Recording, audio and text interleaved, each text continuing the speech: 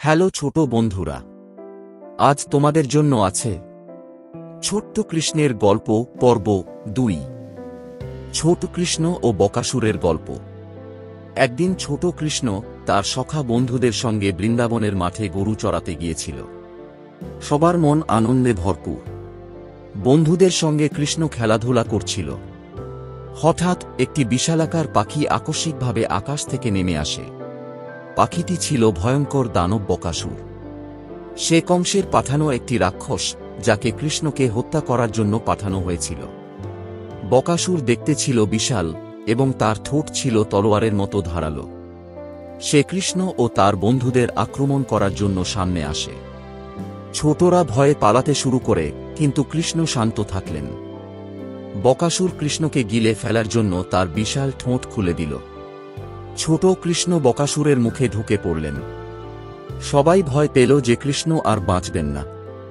কিন্তু কৃষ্ণ, যিনি সর্বশক্তিমান, তিনি সহজেই নিজের শক্তি ব্যবহার করে বকাসুরের ভিতরে আগুনের মতো শক্তি সৃষ্টি করলেন। বকাসুর ব্যথায় কাতর হয়ে কৃষ্ণকে মুখ থেকে বের করে দিল। তারপর কৃষ্ণ তার 2 হাতে ধরে বকাসুরের ঠোঁট ছিঁড়ে ফেললেন। বিশালাকার দানব বকাসুর কৃষ্ণের হাতে মারা গেল। ছোটরা আনন্দে উল্লাস করতে লাগল। তারা বুঝতে পারল যে কৃষ্ণ শুধুমাত্র তাদের বন্ধু নয়, ঈশ্বরের অবতার। কৃষ্ণ তাদের সুরক্ষার জন্য সবসময় প্রস্তুত থাকেন। এই গল্পটি আমাদের শেখায় যে অশুভ শক্তি যতই শক্তিশালী হোক না কেন, সত্য এবং সৎ ব্যক্তি সর্বদা জয়ী হয়।